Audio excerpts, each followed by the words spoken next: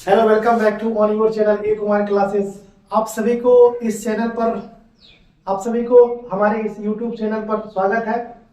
जैसा कि आप लोगों को मिल रहा होगा लगातार जीएस के लेक्चर वीडियो के रूप में, जिसमें हमने मॉडर्न हिस्ट्री को स्टार्ट किया था और मॉडर्न हिस्ट्री के बाद हम लोग साथ लेकर के चल रहे हैं, पैरेलली लेकर के चल रहे हैं। एक सब्जेक्ट आर्ट सेक्शन का तो एक सब्जेक्ट साइंस सेक्शन का।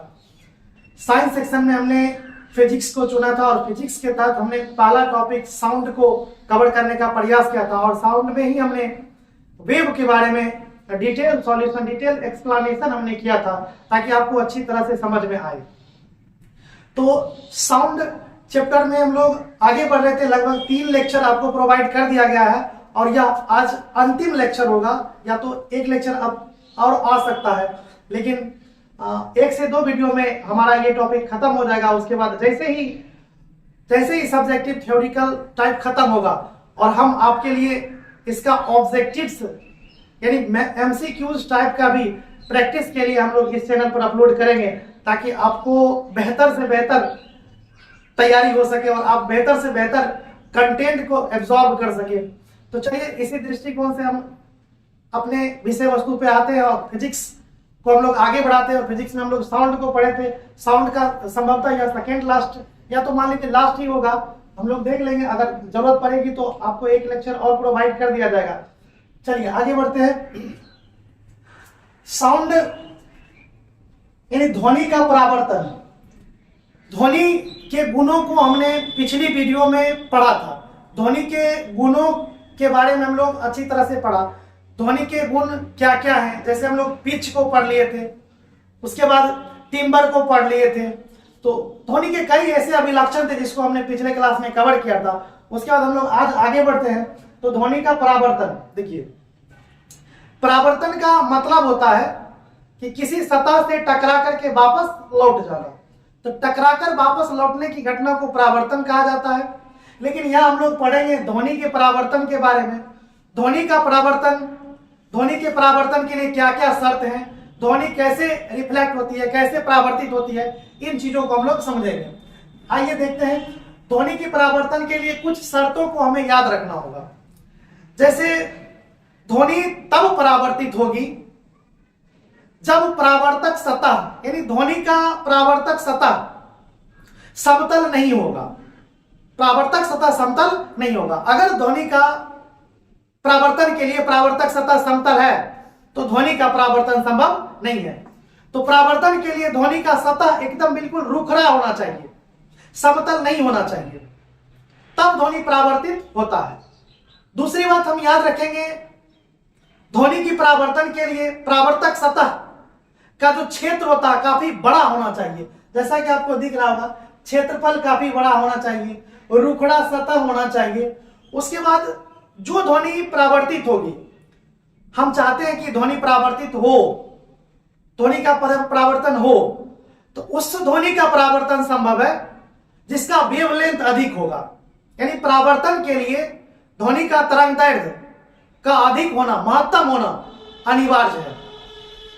तो इन सभी 3 प्रमुख शर्त है। अगर यह शर्त पूरी करती है तो ध्वनि परावर्तित हो जाएगी। तो ध्वनि की परावर्तन के लिए प्रमुख 3 शर्तों को हमने देखा।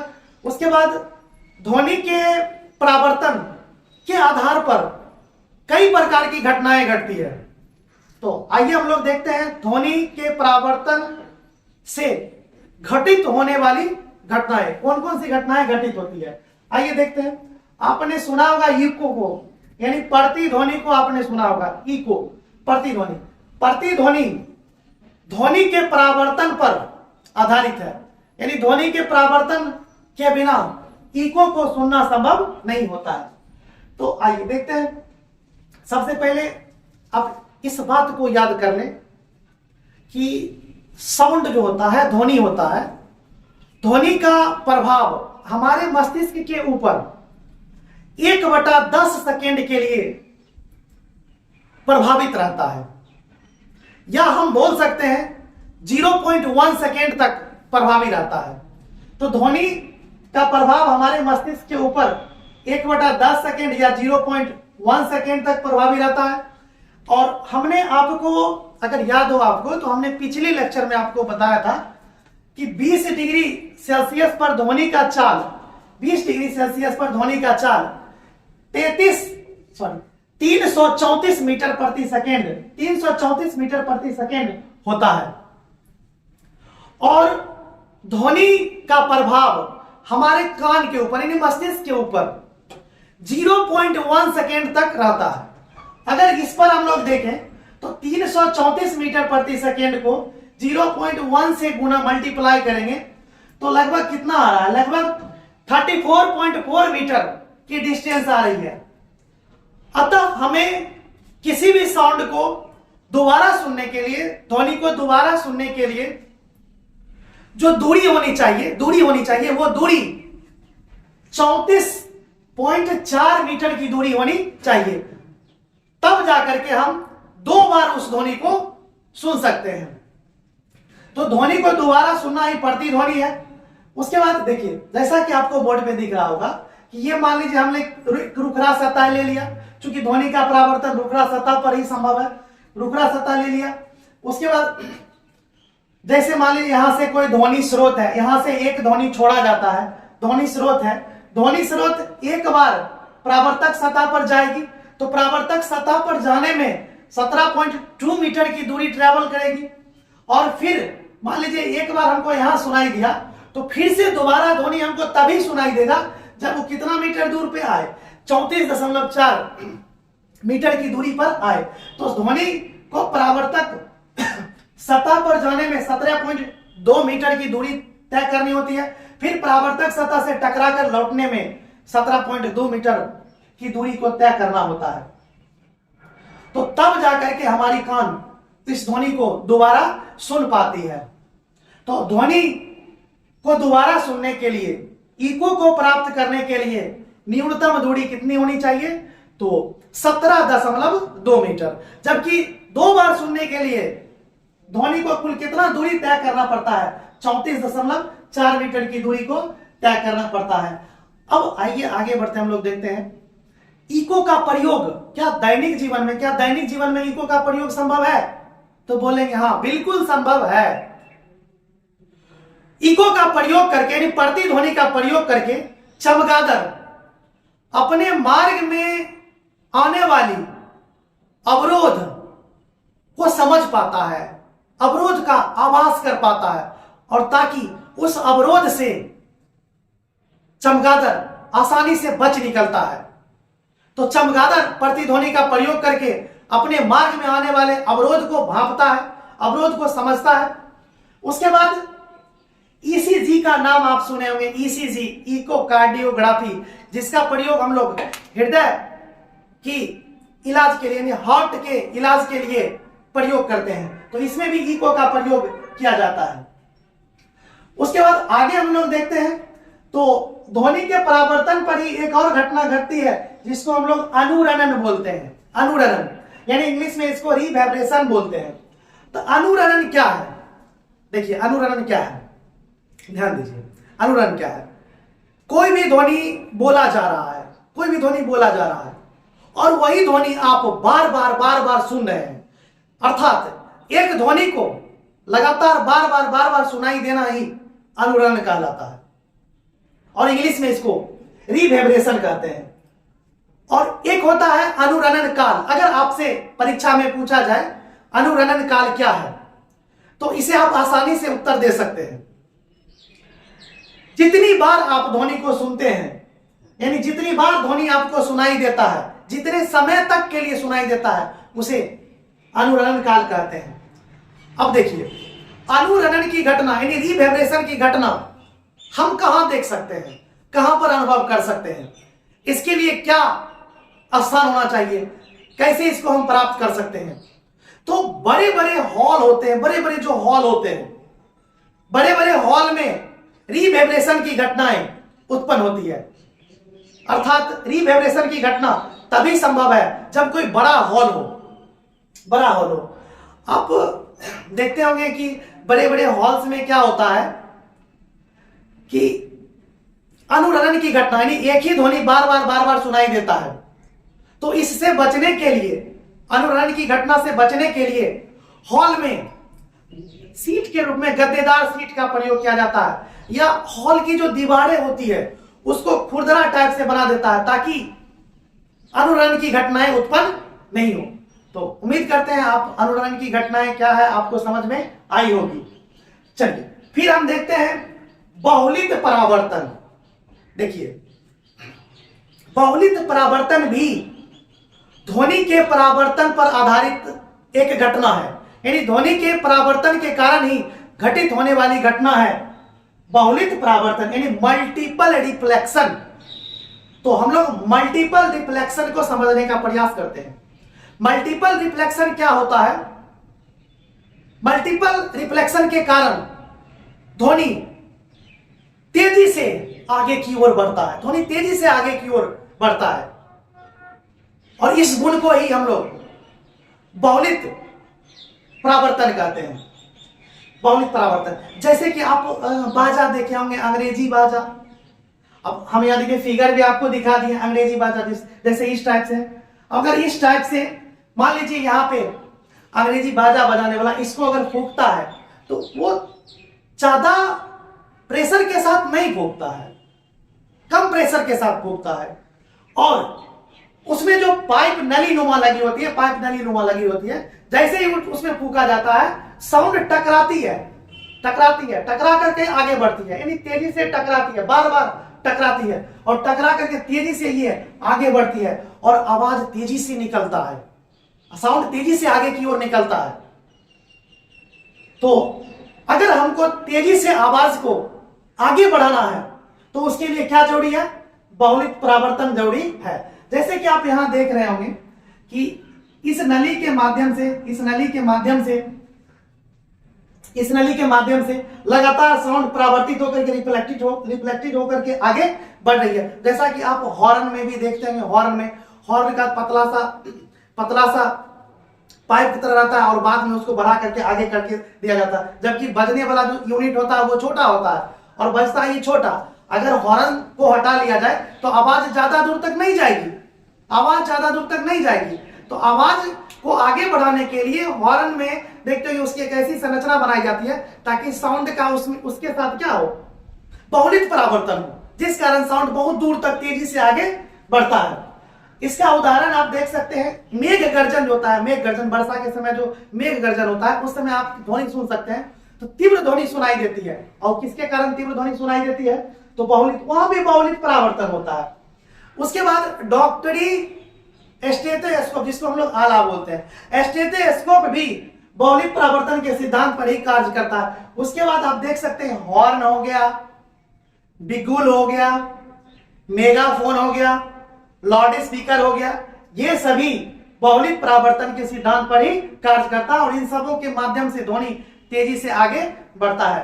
तो अच्छी तरह से आपको समझ में आ गई होगी बहुलित परावर्तन क्या है। तो हमने प्रकाश के परावर्तन पर ध्वनि के परावर्तन पर आधारित 3 घटनाओं को समझने का प्रयास किया, और 3 घटनाओं को हम लोग अच्छी तरह से समझ चुके हैं। उसके बाद हम लोग आगे बढ़े, तो आगे हमारा महत्वपूर्ण टॉपिक है ध्वनि का अपवर्तन। देखिए अपवर्तन क्या होता है? अपवर्तन ध्वनि की मार्ग में, मान लीजिए ध्वनि आ रही है, ध्वनि के मार्ग में होने वाली विचलन, यानी जब ध्वनि आ रही है और किसी कारण से, चाहे वो माध्यम बदल जाए या किसी कारण से ध्वनि के मार्ग में विचलन उत्पन्न होता है, तो इस विचलन को ही ध्वनि का अपवर्तन कहा जाता है। अब देखिए यहां डेफिनेशन लिखा हुआ है, माध्यम में परिवर्तन के कारण मार्ग या पथ में विचलन उत्पन्न होता है। जैसा कि आपको पता होगा कि ध्वनि की चाल विभिन्न माध्यमों में भिन्न होती है। तो ध्वनि में जो अपवर्तन का गुण पाया जाता है उसका सबसे बड़ा कारण है कि ध्वनि की चाल भिन्न माध्यम में भिन्न होती है, जिस कारण ध्वनि में अपवर्तन की घटनाएं घटती है। अगर ध्वनि की चाल सभी माध्यम में एक समान होती, सभी माध्यम में एक समान होती तो अपवर्तन की घटनाएं संभव नहीं था। तो माध्यम में परिवर्तन के कारण मार्ग पथ में विचलन को ही क्या कहते हैं? ध्वनि का अपवर्तन। आप एहसास कर सकते हैं, आप एहसास कर सकते हैं कि ध्वनि दिन के समय कम क्षेत्र तक ट्रेवल करती है, कम दूरी तक जाती है, जबकि रात के समय वही ध्वनि, उतनी आवृत्ति, उतनी आयाम की ध्वनि अधिक क्षेत्र तक ट्रेवल करती है। कई बार एग्जाम्स में पूछा गया है कि दिन के समय ध्वनि का कम सुनाई देना और रात्रि में वही ध्वनि अधिक सुनाई देना ध्वनि के किस गुण के कारण होती है, किस घटना के कारण होती है? तो हमारा आंसर होगा ऐसी स्थिति में ध्वनि का अपवर्तन। ध्वनि के अपवर्तन के कारण यह घटनाएं घटती है। चलिए उसके बाद हम लोग आगे बढ़ते हैं, आगे आप लोग देख सकते हैं ध्वनि का व्यतिकरण, एकदम मोस्ट इंपॉर्टेंट है ध्वनि का व्यतिकरण। ध्वनि का व्यतिकरण क्या होता है? देखिए, जब दो समान आयाम आवृत्ति, ध्यान दीजिएगा, जब दो समान आयाम यानी कि आवृत्ति भी समान होनी चाहिए, आयाम भी समान होनी चाहिए, और जब दो ध्वनि की आवृत्ति और आयाम समान है और जब वह एक दूसरे पर अध्यारोपित होती है, अर्थात एक दूसरे पर क्या हो जाती है? अध्यारोपित हो जाती है। तो अध्यारोपित होती है तो इसके कारण कहीं पर आपको ध्वनि तीक्ष्ण सुनाई देगा, तेज सुनाई देगा, और कहीं पर आपको वही ध्वनि स्लो सुनाई देगा, धीमी सुनाई देगा। तो ध्वनि का अधिक सुनाई देना और कम सुनाई देना, कहीं पर अधिक तो कहीं पे कम, कहीं पर अधिक तो कहीं पे कम, इस घटना को ही ध्वनि का व्यतिकरण कहा जाता है। ध्वनि का व्यतिकरण कहा जाता है। अब हम लोग इसको फिगर के माध्यम से समझने का प्रयास करते हैं। देखिए, जैसे मान लीजिए ये मार्ग है, आपको दिख रहा होगा ये मार्ग है, ये मार्ग है, दो ध्वनि है, एक ये ध्वनि है, एक ये ध्वनि तरंग है और एक ये ध्वनि तरंग है। दोनों का आवृत्ति और आयाम समान है तो स्वाभाविक है दोनों एक ही तरह से गमन करेगा, दोनों एक ही तरह से गमन करेगा। तो देखिए यहां पर आपको दिख रहा होगा, इस लाइन में आपको दिख रहा होगा, यहां पे आप देख सकते हैं कि इस तरंग का और इस तरंग का यहां पर इस क्षेत्र में महत्तम डिस्टेंस है, यानी कि यहां पर तीव्रता आपको क्या देखने के लिए मिलेगा? महत्तम तीव्रता। देखिए यहां महत्तम तीव्रता है। उसके बाद जैसे ही ध्वनि आगे बढ़ती है तो तीव्रता क्या हो जाती है? घट जाती है, और एक पॉइंट ऐसा आता है जहां तीव्रता न्यूनतम हो जाता है। तो न्यूनतम तीव्रता आप एक पॉइंट पर देख सकते हैं, न्यूनतम तीव्रता, फिर देख सकते हैं आप अधिकतम तीव्रता, फिर न्यूनतम। जहां पर महत्तम तीव्रता है आपको ध्वनि वहां पे तीक्ष्ण सुनाई देगी, और जहां पे न्यूनतम तीव्रता है वहां पर ध्वनि आपको तीव्र सुनाई नहीं देगी, धीमी सुनाई नहीं देगी। इस घटना को ही ध्वनि का व्यतिकरण कहा जाता है। हमने फिगर से समझाने का प्रयास किया, आप चाहे तो परिभाषा नहीं भी याद रख सकते हैं, फिगर से आप माइंड में, मेमोरी में आप याद रख सकते हैं। उसके बाद देखिए व्यतिकरण दो प्रकार का होता है, एक संपोषी व्यतिकरण और दूसरा विनाशी व्यतिकरण। तो संपोषी व्यतिकरण की स्थिति कहां होती है, विनाशी व्यतिकरण की स्थिति कहां होती है? तो याद रखिएगा, जहां पर महत्तम तीव्रता होगा, जहां पर महत्तम तीव्रता होगा उसको हम लोग संपोषी व्यतिकरण कहेंगे, और जहां पर न्यूनतम तीव्रता होगा, न्यूनतम तीव्रता को हम लोग विनाशी व्यतिकरण कहेंगे।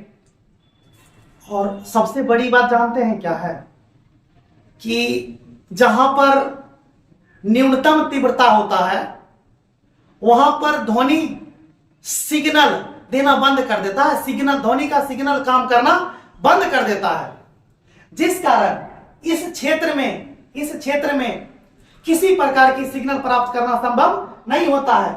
इस क्षेत्र को आप देख सकते हैं लिखा हुआ, इस क्षेत्र को नीरिव क्षेत्र भी कहा जाता है, इस क्षेत्र को नीरिव क्षेत्र भी कहा जाता है। और नीरिव क्षेत्र में कोई वस्तु चल जाती है तो वहां से सिग्नल प्राप्त करना, उस वस्तु को ढूंढ पाना मुश्किल होता है। आप सुने होंगे कि समुद्र की गहराई में कभी कभी क्या होता है कि कोई जहाज या कोई भी ऐसा उपकरण बहुत गहराई में डूब जाती है तो कोई रडार यानी कोई सोनार प्रणाली भी उस वस्तु को ढूंढने में असफल होती है। वस्तु कहां गई किसी को भी पता नहीं चलता है। तो हम लोग मानेंगे कि वस्तु कहां चल गई होगी, निरीव क्षेत्र में चल गई होगी। निरीव क्षेत्र में ध्वनि का सिग्नल काम नहीं करता है। चलिए आगे बढ़ते हैं हम लोग। ध्वनि के व्यतिकरण पर ही बिट्स निर्भर करता है। बिट्स बिट्स एक प्रकार की घटना है जिसको हिंदी में हम लोग विस्पंद बोलते हैं या बिट्स बोलते हैं। देखिए ध्वनि की तीव्रता बार बार घटती है या सुनाई देती है। ध्वनि की तीव्रता बारी बारी से घटती है या बढ़ती है, और इस घटना को ही विस्पंद कहा जाता है, बीट्स कहा जाता है। यानी ध्वनि का बार बार तीव्रता घटना या बढ़ना बीट्स कहलाता है। अब देखिए बीट्स हमारे लिए इंपॉर्टेंट क्यों है, एग्जाम्स के दृष्टिकोण से काफी इंपॉर्टेंट है। बीट्स का उपयोग माइनिंग यानी जैसे खदान हो गया, खनन हो गया, खनन में जब खुदाई किया जाता है तो धरातल के नीचे कई जहरीले गैस पाए जाते हैं, और खनन के दौरान जो मजदूर उस खनन कार्य में लगा हुआ है अगर जहरीली गैस के क्षेत्र में चला जाता है तो उससे उसकी मृत्यु भी हो जाती है। इसीलिए खनन या खुदाई के दौरान ध्यान दिया जाता है कि कितनी गहराई पर जहरीली गैस है या नहीं है। इसको जानने के लिए यानी खतरनाक गैस को मापने के लिए हम लोग बीट्स का प्रयोग करते हैं। खतरनाक गैस को मापने के लिए हम लोग बीट्स का प्रयोग करते हैं। इसको ध्यान में रखिएगा, बड़े छोटे से छोटे एग्जाम में कई बार इसको पूछ दिया जाता है। चलिए आगे बढ़ते हैं हम लोग। धुरबन को समझने का प्रयास करते हैं। धुरबन देखिए धुरबन क्या होता है, पोलराइजेशन इंग्लिश में इसको बोलते हैं। तरंग को निश्चित दिशा में भेजना ही धुरबन कहलाता है। तरंग को निश्चित दिशा में ही आगे भेजना धुरबन कहलाता है। देखिए धुरबन की घटना अनुदैर्ध्य तरंग में देखने के लिए नहीं मिलता है। तो ध्वनि क्या है, ध्वनि अनुदैर्ध्य तरंग है, और ध्वनि अनुदैर्ध्य तरंग होने के कारण ध्वनि में धुरबन की घटना नहीं घटती है। याद रखिएगा ध्वनि में धुरबन की घटना घटित नहीं होती है, और यह घटना प्रकाश में घटित होती है। फिर आगे हम लोग देखते हैं ध्वनि का विवर्तन। देखिए विवर्तन क्या है, यहाँ कंफ्यूजन होता है विवर्तन और व्यतिकरण में। विवर्तन को हम लोग याद रखेंगे तो विवर्तन क्या है, जब ध्वनि तरंग अपने मार्ग में आगे बढ़ती है। मान लीजिए ध्वनि तरंग है अपने मार्ग में आगे बढ़ रही है, अगर किसी प्रकार का कोई अवरोध आ जाता है, अवरोध उत्पन्न हो जाता है, तो ध्वनि तरंग क्या करता है, उस अवरोध को पार नहीं करता है, बल्कि उस अवरोध के किनारे मुड़ करके ध्वनि तरंग आगे बढ़ जाती है। तो ध्वनि अपने मार्ग में आने वाले अवरोध से मुड़कर आगे की ओर बढ़ती है, तो इस घटना को ही विवर्तन कहा जाता है। यानी अपने मार्ग में आने वाले अवरोध को दूर करके आगे बढ़ जाना ही क्या कहलाता है, विवर्तन कहलाता है। और यह घटना ध्यान रखिएगा, यह घटना प्रकाश में संभव नहीं है। जैसे बताएं कि ध्वनि में धुरबन की घटना संभव नहीं है, उसी तरह से विवर्तन की घटना प्रकाश में संभव नहीं है। फिर हम लोग आगे बढ़ते हैं। ध्वनि का विवर्तन हम लोग देख लिए। उसके बाद अनुनाद को हम लोग समझते हैं। देखिए आपको हमने आयाम बताया है, आयाम तो बाह्य बल के कारण महत्तम ध्वनि के विस्थापन यानी मैक्सिमम आयाम को ही क्या बोलते हैं, अनुनाद कहा जाता है। या हम दूसरी भाषा में इसको परिभाषित करने का प्रयास करें तो अधिकतम कंपनों की संख्या, अधिकतम कंपन को ही अनुनाद कहा जाता है। अधिकतम कंपन को ही अनुनाद कहा जाता है। और अधिकतम कंपन कब उत्पन्न होता है, जब हम बाह्य बल आरोपित करते हैं। यानी जब तक हम बाह्य बल आरोपित नहीं करेंगे तब तक अनुनाद की घटना संभव नहीं है। अनुनाद के लिए हमको बाह्य बल आरोपित करना ही पड़ेगा। तो अनुनाद बाह्य बल के कारण महत्तम ध्वनि के विस्थापन को ही क्या कहते हैं, अनुनाद कहते हैं। या दूसरी भाषा में हम लोग याद करने की प्रयास करेंगे तो मैक्सिमम जो कंपन होती है, अधिकतम कंपन होती है, अधिकतम कंपन को ही क्या कहा जाता है, अनुनाद कहा जाता है। देखिए अमेरिका में एक ट्रेकोमा पुल था, और ट्रेकोमा पुल पर अमेरिकी सैनिक एक साथ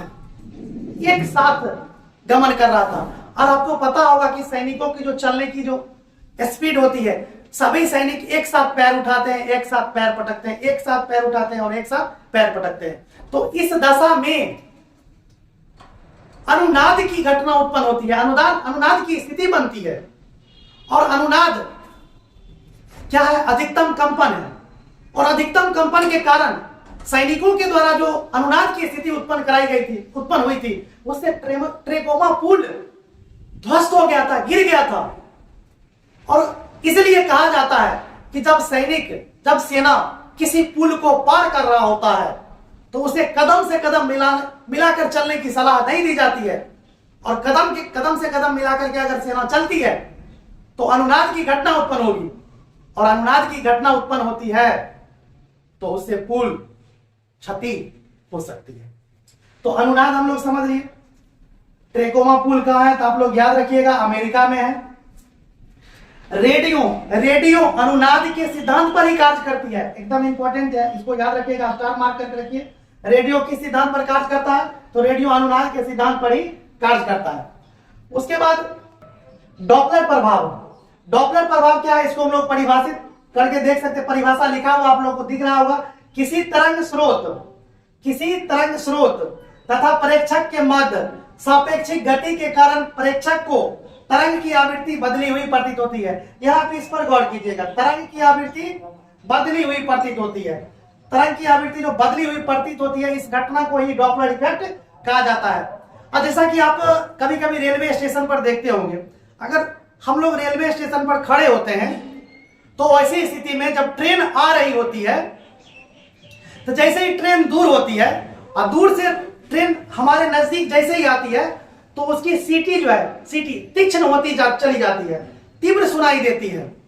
और जैसे हमसे वह दूर होते जाती है, ट्रेन जैसे जैसे दूर हो जाती है, उसकी सीटी आवाज धीमा अर्थात मोटा होता हुआ चला जाता है। तो यह घटना किस पर आधारित है? तो हम लोग बोलेंगे यह घटना डॉपलर इफेक्ट पर आधारित होती है। तो ध्वनि से रिलेटेड जो भी चीजें थी हमने अच्छी तरह से आपको समझाने का प्रयास किया। अपवर्तन बताया, परावर्तन बताया और ध्वनि के गुण को बताया और ध्वनि से क्या क्या हो सकते हैं, क्या क्या प्रश्न बन सकते हैं, इसको हमने पढ़ा। उसके बाद आइए एक देखिए, यहाँ से यूपीएससी जैसे एग्जाम्स क्वेश्चन पूछ चुके हैं, यहाँ से बीपीएससी, एसएससी, सीजीएल में भी जीएस के सेगमेंट में यहाँ से प्रश्न पूछा जाता है। कॉस्मिक किरण क्या है? कॉस्मिक किरण क्या है? तो सौर तंत्र से उत्पन्न, यानी कॉस्मिक किरण है। कॉस्मिक किरण क्या है? तो सौर तंत्र से उत्पन्न उच्च ऊर्जा की विकिरण है। ध्यान रखिएगा, कॉस्मिक किरण जो है वो सौर तंत्र से उत्पन्न उच्च ऊर्जा की विकिरण है, उच्च ऊर्जा की विकिरण है। और उच्च ऊर्जा से आवेशित, उच्च ऊर्जा के जो आवेशित कण होते हैं, उच्च ऊर्जा के जो आवेशित कण होते हैं, इसी कण से मिलकर बना हुआ है कॉस्मिक किरण। प्रश्न देखिए इस तरह से पूछा जाता है कॉस्मिक किरण के संदर्भ में। क्वेश्चन आपको दे देगा कि कॉस्मिक किरण के संदर्भ में निम्न कथनों पर विचार करें, या निम्न में से कौन सी असत्य है। और पहले नंबर को ऑप्शन पे आपको दे देगा कि यह एक विद्युत चुंबकीय तरंग है। देखिए, तो कॉस्मिक किरण एक विद्युत चुंबकीय तरंग नहीं है। यहां हम लिख दिए आपको कि कॉस्मिक किरण जो है विद्युत चुंबकीय तरंग नहीं है, यही गलत होगा। ये कई एग्जाम्स में क्वेश्चन पूछा जा चुका है। तो कॉस्मिक किरण क्या है? तो विद्युत चुंबकीय तरंग नहीं है। तो है क्या ये? तो उच्च ऊर्जा की विकिरण है जो उच्च ऊर्जा वाले आवेशित कणों से मिलकर बना होता है। तो साउंड यानी ध्वनि, और ध्वनि के अंतर्गत हमने वेव्स को पढ़ा, तरंग को पढ़ा। और तरंग में हमने अनुप्रास्थ तरंग, अनुदैर्ध्य तरंग और विद्युत चुंबकीय तरंग इत्यादि तरंगों के बारे में पढ़ा। तो इस तरह से लगभग हमारा 3 चैप्टर, एक चैप्टर में हमने 3 चैप्टर को इंक्लूड किया। और साउंड जो एक बहुत बड़ा टॉपिक होता, बहुत बड़ा चैप्टर होता, ये हमने समाप्त किया। तो फिर मिलते हैं अगले टॉपिक में, दूसरे टॉपिक में, फिजिक्स के दूसरे टॉपिक में। तब तक के लिए जय हिंद।